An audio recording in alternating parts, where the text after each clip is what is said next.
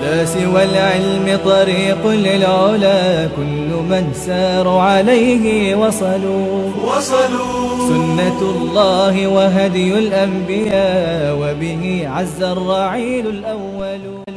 الحمد لله والصلاة والسلام على رسول الله. Muli, Assalamualaikum warahmatullahi wabarakatuh mga kapatid. Sa pagpapatuloy po ng ating paksa na tinatalakay si Kristo sa Islam, ang serye po ng mga aril natin ito sa katotohanan ay paksa tungkol kay Kristo ayon sa Quran. At ang Quran ay may tiyak na sagot sa mga paglilihis ng Kristyanismo hinggil kay Jesus. Si Jesus ay nilinis ng Quran sa mga maling paratang ng kanyang mga kaaway at maling paggalang ng kanyang mga tagasunod. Ipinagpalagay ng kanyang mga kaaway na siya ay naglapastangan sa Diyos sa pamamagitan ng pag-aangkin nito na siya ay Diyos. At ang kanya namang naligaw ng mga tagasunod ay naniniwala na siya ay nag-angking Diyos, na kung kaya si Jesus ayon sa kanila ay hindi talaga gumawa ng kalapastanganan dahil siya naman ay totoong Diyos. Ano po ba ang sagot ng Quran? Bilang panawagan sa mga Hudyo at mga Kristiyano, sinabi ni Allah, Ya ahlal kitab, la taghlu fi dinikum wa la taqulu ala Allahi illa al-haq. Innamal masihu Isa ibn Maryam rasulullah wa kalimatuhu alqaha ila Maryam wa ruhun minhu. Fa aminu billahi wa rusulihi. O mga may aklat, huwag kayong magpalabis sa relihiyon ninyo at huwag kayong magsabi tungkol kay Allah kung ano ang totoo. Ang Mesiyas na si Jesus na anak ni Maria ay sogo ni Allah lamang at salita niya na inilagak niya kay Maria at isang espiritu na mula sa kanya. Kaya sumampalataya kayo kay Allah at sa mga sogo niya. Ito ay sa Surah An-Nisa, ang bilang ng talata ay 171. Ya ahlal kitab, o mga may aklat. Ito po ang kagalang-galang na pamagat na ipinatutungkol sa mga Hudyo at Kristiyano sa banal na Quran, na nangangahulugan na si Allah ay nagsasabi, o mga taong maaalam, o mga taong may mga banal na kasulatan, sang-ayon sa kanila mismong pagmamalaki sa mga Arabo. Dahil ang mga Arabo ay walang kasulatan bago pa ang Quran. Bilang mga maalam na mga tao sa talatang ito ng Quran ay pinagbawalan ni Allah ang dalawang reliyong ito na magmalabis sa katauhan ni Kristo. Tingnan niyo mga kapatid yung matinding pagmamalabis ng dalawang relihiyon, Judaism at Christianity hinggil kay Jesus Christ. At ang Islam, makikita natin na sa kalagitnaan ng dalawang extremes na ito. Sa mga Hudyo kasi, si Kristo Jesus ay isang demonyo. At sa mga Kristiyano naman, si Jesus ay, kabaliktaran, Diyos. Sa mga Hudyo, si Jesus ay anak ng demonyo. At sa mga Kristiyano naman, si Jesus ay anak ng Diyos. Sa mga Hudyo, si Jesus ay isang demonyo. At sa mga Kristiyano, si Jesus naman ay Diyos. Sa mga Hudyo, si Jesus ay isang peke, huwad na Mesiyas. At sa mga Kristiyano naman, si Jesus ay tunay na Mesiyas, na ang pakahulugan nila ng Mesiyas ay Diyos. Ang mga Hudyo ay nagkaroon ng mga haka-haka laban kay Jesus. At siya ay pinaratangan na lumapastangan sa Diyos sa pamamagitan ng pagpipilipit o pagbabaluktot sa kanyang mga salita. Ang mga Kristiyano naman ay nagbigay din ng baluktot na kahulugan ng labas po sa context o konteksto ng salita. Ano ang layunin? Ano ang layunin nila? Sa layunin gawin siyang Diyos. Ang mga makabagong Kristiyano sa ngayon, yung tinutukoy ko yung mga ngaral ng Biblia, ay gumagamit ng mas magaspang na mga salita para mapatunayan ang kanilang kalapastanganang ito na pag-aangking si Kristo o si Jesus na anak ni Maria ay Diyos. Papipiliin nila ang mga Muslim. Alin sa dalawa ang piliin mo? Si Jesus ba ay Diyos o sinungaling? Alin sa dalawa ang piliin mo? Si Jesus ay Diyos o baliw? Alin sa dalawa ang piliin mo? Si Jesus ay Diyos o huwad? Ang mga ito ang kanilang mga salita. Mga salitang hango mula sa Kristiyanong lingwahe. Sinasabi natin lingwahe dahil wala taong mapitagan, Musliman o iba pa na manuligsa kay Kristo ng ganito. Ng ganito kabagsik na siyang hamon ng Kristiyano na gawin. Maaaring isipin na kailangang pumili lamang sa dalawang kabaliwan na pagmamalabis na ito at wala nang iba pang mapagpipilian sa ganitong uri ng Kristiyanong hamon. Hindi ba maaari na si Jesus ay gaya lamang sa kanyang sinabi na isang propeta na kagaya sa marami pang mga propeta na nauna sa kanya? Siya isa sa pinakadakila sa mga propetang ito, ang dakilang tagagawa ng himala, spiritual na guro at gabay, ang Mesiyas. Bakit Diyos o baliw lamang? Ang kasalungat ba ng salitang baliw ay Diyos sa lingwahe ng mga Kristiyano? Ano ba ang kasalungat ng Diyos? May matalino kayang Kristiyano ang makasasagot? Ito ba na talaga ang inilagay nila sa kanilang diksyonaryo na ang kasalungat ng Diyos ay maaaring sinungaling o kaya baliw o kaya huwad? Inahayag po ng Quran ang tunay na kalagayan ni Kristo sa talatang ating binasa kanina na kung saan sinusundan ng pagpapaliwanag o komentaryo ni Yusuf Ali rahimahullah na kanyang sinabi una na si Jesus ay anak ng babae, si Maria, sa makatuwid ay tao. Ikalawa, datakwat isang sugo, taong may misyon mula sa Diyos, sa makatuwid ay narapat igalang. Pangatlo, salitang inilaga kay Maria, wa kalimatuhu alqaha ila Maryam. Dahil siya ay nilikha ng salita ni Allah na kun, fayakun, maging, at siya ay naging, magkaroon at nagkaroon. Inna matala Isa indallahi kamatali Adam, khalaqahu min turab, thumma qala lahu kun fayakun. Yan ang ayat sa Quran. Ikaapat, espiritu na mula kay Allah at hindi Diyos. Ang kanyang buhay po at misyon ay limitado kagaya sa iba pang mga suko. Bagaman, kailangan natin siyang igalang ng pariho na paggalang sa sugo ng Diyos. Ang mga doktrina po ng Trinidad, pagkapantay sa Diyos at mga anak, ay tinanggihan bilang kalapastanganan ayon sa Quran.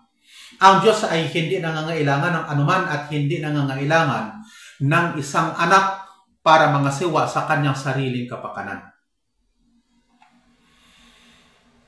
Ang nakikita po ninyong sipi na ating babasahin, ito ay mula sa talatang 116 hanggang 118, mula sa kabanatang ang pamagat ay Al-Ma'idah ng Quran, na kung saan naglalarawan sa isang tagpo ng araw ng paghukom.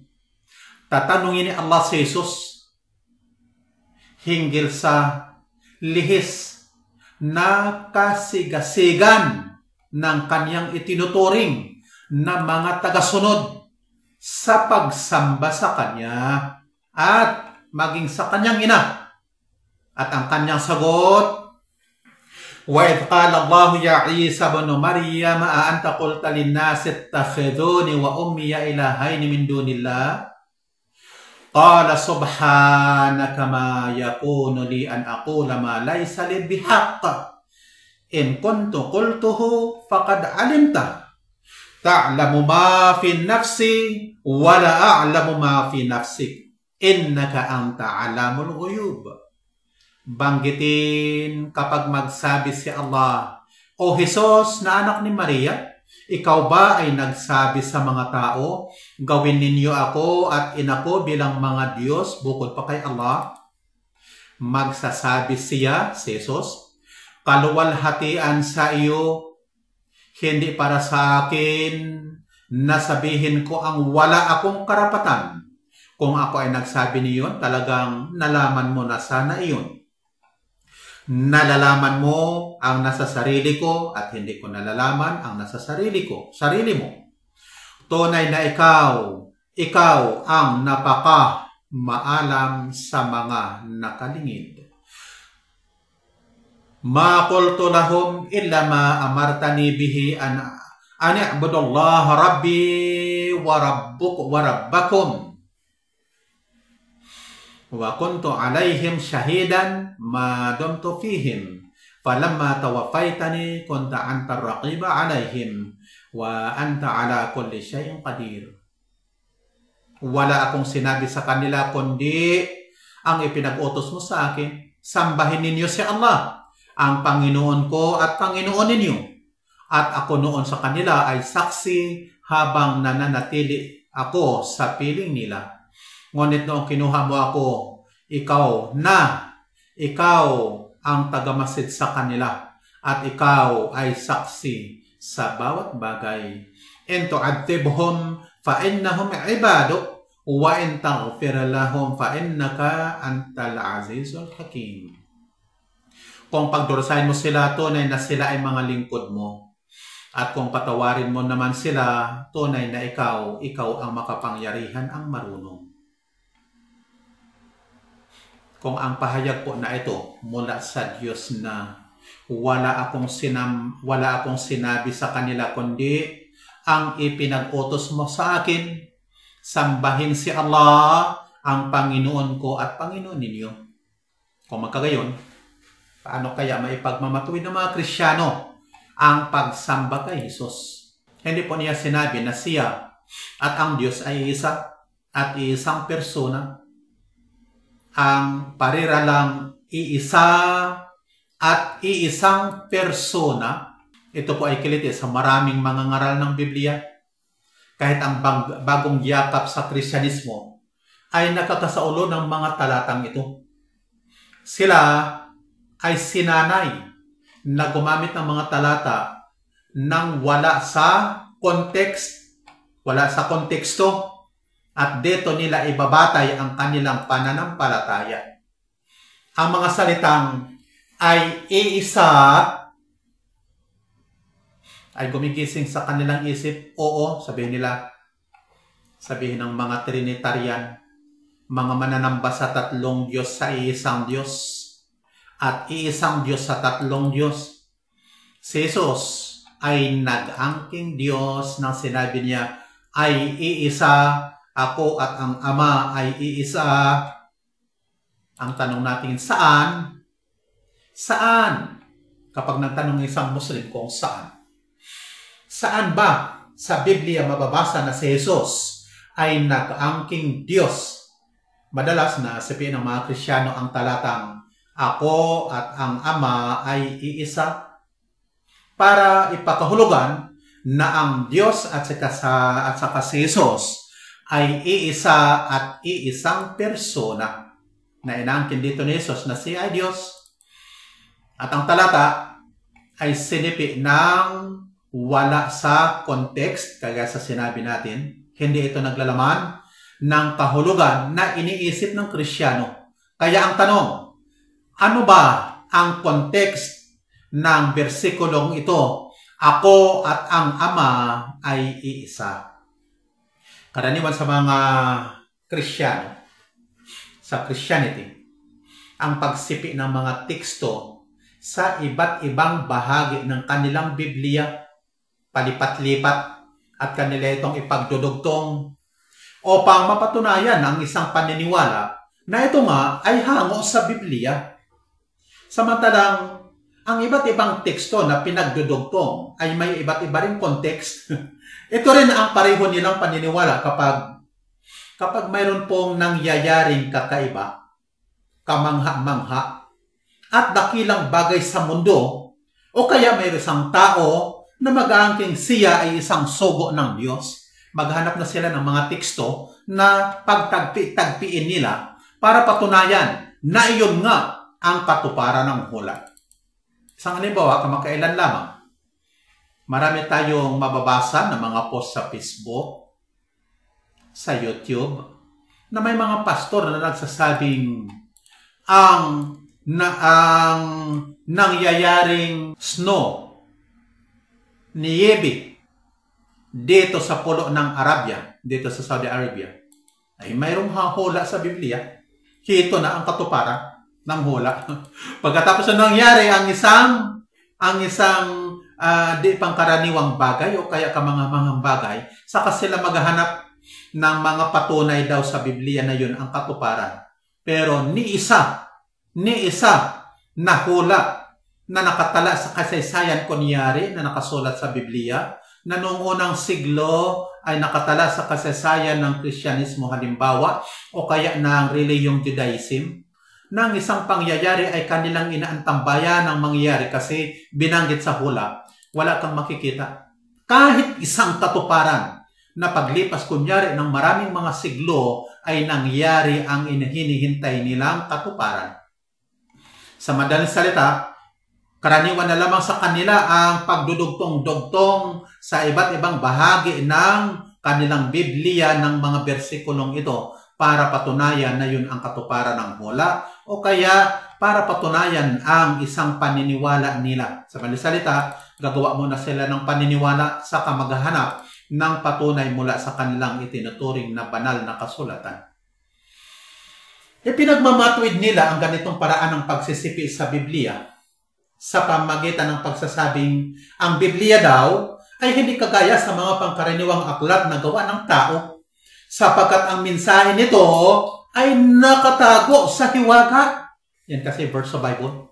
At ang makakaunawa lamang nito ay mga sugo ng Diyos. At dito, mag-aangkin na ang bawat isa sa kanila at bawat isa sa mga sikta na sila ang pinagkatiwalaan ng Diyos upang makaunawa ng mensahe ng Biblia. At ito ay sa pamagitan ng pagdudugtong-dugtong ng mga iba't ibang mga teksto nito sapagkat kinasihan sila, inspired, sinasabi nila, kinasihan ng banal na espiritu. Kung gamitin lamang po natin ang matino nating pag-iisip sa dinami-dami ng mga sekta ng Kristyanismo na ang bawat isa ay nag-aangking kinasihan ng Espiritu Santo, isipin natin, gano'n din kaya kadami ang bilang ng mga Espiritu Santo? Pero ang tanong ng Kristyano, ilan ba ang Espiritu Santo? Isa. Bakit napakarami na mga sekta na nag-aangking parehong mga kinasihan ng Espiritu Santo sa pamagitan ng pagtatagpi-tagpi o pagdudugtong-dugtong ng iba't ibang mga talata ng Biblia sa iba't ibang bahagi ng Biblia. At ayon sa kanila, sa kanilang pagpapahulugang ito, kinasihan din silang lahat ng Espiritu Santo na kung saan magkasalungatan ang paniniwala. Alam natin ang realidad. Magkasalungatan po ang paniniwala ng bawat sikta at magkasalungatan ang kanilang mga pagpapaliwanag. Nagkakasalungatan kaya ang pagkakasi sa kanilang ng Espiritu Santo. Pinaiira lang natin yung ating matinong pag-iisip sa pamagitan ng pagtatanong na ito. Ang tekstong ito, mga kapatid, balik tayo sa tekstong pinagbabatayan. Ako at ang Ama ay iisa. Dandaang ulit ko na itong narinig na binabasa sa akin ng mga Kristiyano. Ano nga ba ang context ng tekstong ito sa Juan 10:30? Kung simulan po nating basahin ang talatang 23 para malaman natin ang tinatawag na context. Ganito po ang ating mababasa. Nooy taginaw at naglalakad si Jesus sa templo sa portiko ni Solomon. Si Juan o sinuman ang sumulat ng kwentong ito ay hindi nagsabi ng dahilan sa panunuksong ito ni Jesus, sa diablo, sa paglalakad ng nag-iisa, sa lungga ng leon, sapagkat hindi natin inaasahan na palilipasin ng mga Hudyo ang pagkakataon na mahuli si Jesus. Baka naman siya ay nagkalakas ng loob sa paraan ng kaniyang pagtataboy sa mga Hudyo sa templo noon nang mag-isa lang. Alam niyo ang kwento. At ayon doon sa kwento, itinaob niya ang mga misa ng salapi ng mga negosyante, nagninegosyo, nagbibinta, yung tinatawag ng mga mamamalit doon sa templo. At yun ay sa simula pa lamang ng kanyang ministeryo. Yan ang mabasa natin sa chapter 2 ng Juan, kapitulo 15. Okay, didiretso tayo sa talatang 24 na chapter 10 ng Juan. Nilibot nga siya ng mga Hudyo at sa kanya ay sinabi, hanggang kailan mo pa baga pag-aalinlanganin kami? Kung ikaw ang Kristo, ay sabihin mong maliwanag sa amin. Pinaligiran niya siya. Idinuduro ang kanyang mukha. Pinagbibintangan at hinahamak na sinasabi na hindi niya nilinaw ang kanyang pag-aangkin, na siya ay nagsasalita ng malabo. Sila ay galit na gustong salakayin siya. Sa katotohanan, ang tunay nilang hinakdal, hinaing, o reklamo ay ayaw nila ang paraan ng pangangaral ni Jesus. Yung kanyang panunuligsa, ang pamamaraan ng kanyang panunuligsa sa kanilang mga formalidad, sa kanilang mga seremonyas ng mga pagsamba, ang mahigpit nilang pagsunod sa literal na kahulugan ng batas. Subalit, kinalimutan ang tunay na diwa nito. Subalit si Jesus ay wala ng kakayanan. Wala ng kakayanan pa na manuligsa sa kanila. Bakit? Sila kasi ay marami at gusto ng away sa pagkakataong iyon sa pamagitan po ng diwang pakikipagkasundo na nababagay sa pangyayari at kalagayang ayaw-yaw. Sinagot sila ni Jesus, sinabi ko sa inyo, at hindi kayo nagsisisampalataya. Ang mga gawang ginagawa ko sa pangalan ng aking Ama ay siyang nangagpapatotoo sa akin. Sa 26, datapwat hindi kayo nagsisampalataya sapagkat hindi kayo sa aking mga tupa. Pinasinungalingan ni Jesus ang sakdal ng mga kalaban niya na siya ay malabo sa kaniyang pag-aangkin bilang Mesiyas na kanilang hinihintay. Alam po niyo mga kapatid, hanggang ngayon ang mga Hudyo naghihintay ng tunay na Mesiyas kasi peke si Jesus ayon sa kanilang paniwala. Okay. Sinabi niya na malinaw ang kanyang salita sa kanila, ngunit hindi sila nakikinig sa kanya. Ngunit dinirinig ng aking mga tupa ang aking tinig at sila'y aking nakikilala at sila'y nagsisisunod sa akin. Yun ang 27. 28. At sila'y binibigyan ko ng walang hanggang buhay. At kailanmay hindi sila malilipol at hindi sila aagawin ng sinuman sa aking kamay. At hindi sila aagawin ng sinuman sa aking kamay. Pansinin po ninyo ang salitang ito. At sa 29, ang aking Ama na sa kanila ay nabigay sa akin ay lalong dakila kaysa lahat. At hindi sila maaagaw ni numan sa kamay ng Ama. Pansinin po ninyo ang dalawang talata, 28 at 29. Paano na naging bulag ang bawat isa na hindi nakikita ang katumpakan sa katapusan po ng huling dalawang talatang ito? Sapagkat ang bulag, yung bulag po na tinutukoy natin sa pagtanggap ng katotohanan, ay mas masahol pa kaysa sa literal na bulag ang mga mata.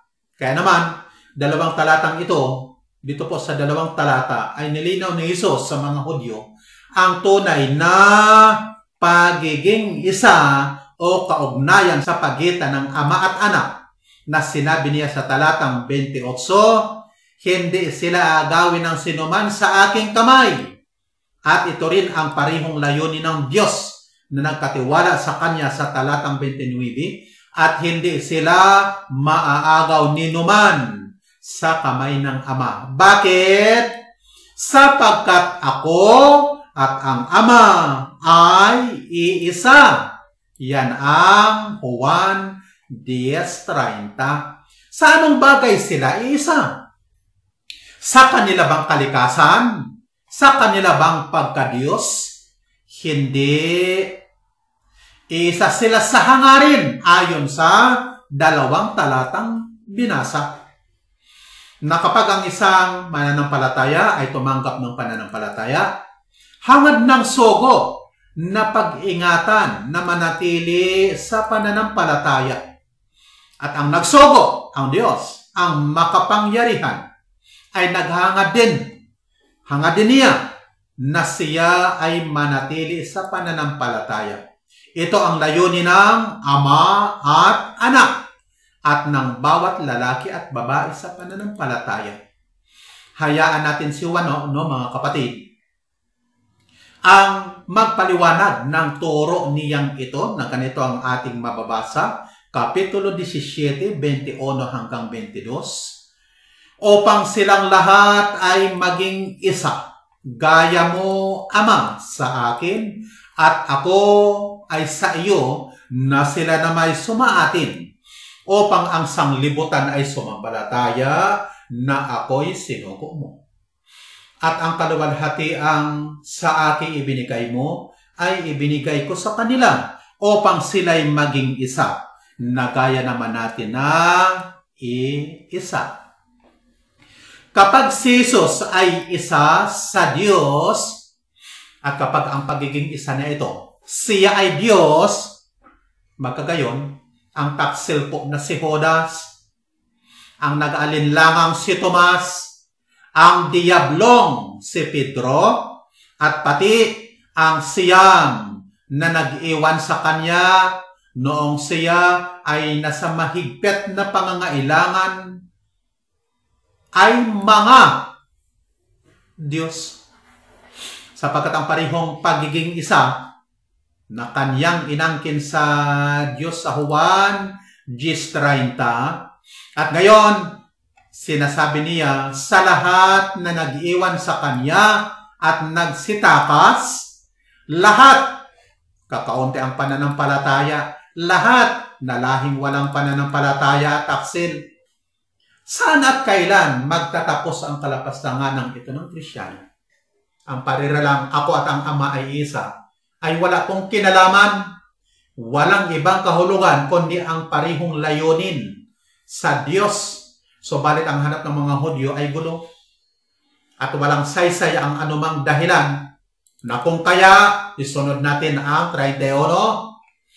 Nagsidampot ulit ng mga bato ang mga Hudyo upang siya batuhin. 32. Sinagot sila ni Jesus, maraming mabubuting gawa na mula sa Ama ang ipinakita ko sa inyo. Alin sa mga gawang yaon ang ibinabato ninyo sa akin? 33. Sinagot siya ng mga Hudyo, hindi dahil sa mabuting gawa ay binabato ka namin, kundi sa pamumosong, at sapagkat ikaw, bagaman ikaw ay tao, ay nagpapakunwari kang Diyos. Sa talatang 24 sa itaas, ay mali na ipinagpalagay ng mga Hudyo na si Jesus ay nagsasalita ng malabo. Nang ang habla na ito ay napasinungalingan, inakusahan na naman siya ng kalapastanganan na kagaya sa pagtataksil sa pananampalataya. Kaya sinabi nila na si Jesus ay nag-aangking Diyos. Ako at ang Ama ay isa. Ang mga Kristiyano ay umaayon sa mga Hudyo dito na si Jesus ay nag-aangking Diyos. So balit ayon sa kanila, hindi ito isang kalapastanganan sapagkat siya ay Diyos at karapat dapat umangkin ng pagka-Diyos.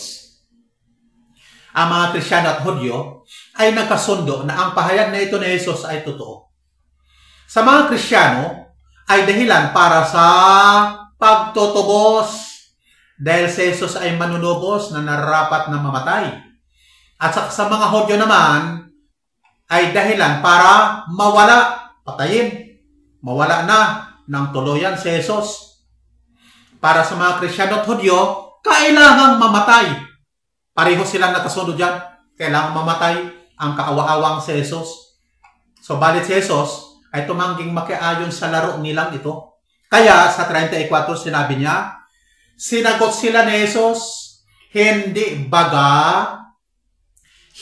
baga nasusulat sa inyong kautusan, aking sinabi, kayo'y mga Diyos. Kung tinawag niyang mga Diyos, yaong mga dinatna ng salita ng Diyos at hindi maaaring sirain ang kasulatan. Sinasabi baga ninyo tungkol sa Kanya na pinabanal ng Ama at sinugo sa sanglibutan, ikaw ay namumusong sapagkat sinasabi ko, ako ang anak ng Diyos. Siya ay medyo nanunuya sa talatang 34. Bakit niya sinabi na inyong kasulatan? Hindi ba't kasulatan din niya? O kautusan din niya? Bakit sinabi niya doon, inyong kautusan? Di ba't sinabi niya na ating mababasa sa 5:17, 18 ng Mateo, huwag ninyong isipin ako'y naparito upang sirain ang kautusan o ang mga propeta. Ako'y naparito hindi upang sirain, kundi upang ganapin sapagkat katotohanang sinasabi ko sa inyo, hanggang sa mga wala ang langit at lupa, ang isang tuldok o isang kudlit sa anumang paraan ay hindi mawawala sa kautusan hanggang sa maganap ang lahat ng mga bagay. Kayo'y mga Diyos. Pansin po ninyo ang mga salitang ito. Kayo'y mga Diyos. Kung gumagamit kayo ng Bibliyang mayroong referensya, maliwanag na siya ay sumisipi sa awit 82, talatang 6. Aking sinabi, kayo'y mga Diyos, at kayong lahat ay mga anak ng kataas-taasan. Itinuloy ni Jesus, kung tinatawag niyang mga Diyos, ang mga dinatna ng salita ng Diyos na nangahulugan na ang mga propeta ng Diyos ay tinatawag na mga Diyos at hindi mangyayaring sirain ang kasulatan. Yan ang Juan 10:35. Sa ibang salita, siya ay nagsasabi, hindi niyo ako maaaring salungatin. Alam ni Jesus ang kaniyang kasulatan. Siya ay nagsasalita, ayon mismo sa Bible, ng may kapamahalaan at siya ay nangangatwiran, sa kanyang mga kaaway na kung ang mga matutuwid na mga tao, mga banal na tao, mga propeta ng Diyos ay tinatawag na mga Diyos. Ang ating banal na kasulatan, dito sa banal nating kasulatan, na kung saan ay hindi ninyo nakitaan ng kamalian. Magkagayon, bakit ako ay inyong itinangi? Samantalang ang inaangkin ko lamang sa aking sarili ay mas mababa sa ating salita. Anak ng Diyos. Hindi nga naman siya direkta nagsabing Diyos, kundi anak ng Diyos. Kung ihambing sa iba na tinawag na Diyos ng Diyos mismo, Kahit na ipakilala ko pa ang aking sarili bilang Diyos sa ating salita, ayon sa gamit ng wikang Hebrew na salita ng mga Hudyo, ay wala kayong makikitang kamalian sa akin. Ito po ang payak na pagbabasa sa Krisyanong kasulatan ayon sa may akda ng librong ating binabasa, Ahmad Deedat rahimahullah. Sabi pa niya, hindi ako nagbibigay ng mga kahulugan sa sarili ko o mga salitang malabo ang kahulugan. Muli, antabayanan po ninyo mga kapatid ang susunod na serye ng ating mga aralin patungkol sa si Kristo sa Islam o si Kristo sa Quran. Subhanakallahumma wa bihamdik, nashhadu la ilaha illa ant, nastaghfiruka wa natubu ilaik. Assalamualaikum warahmatullahi wabarakatuh.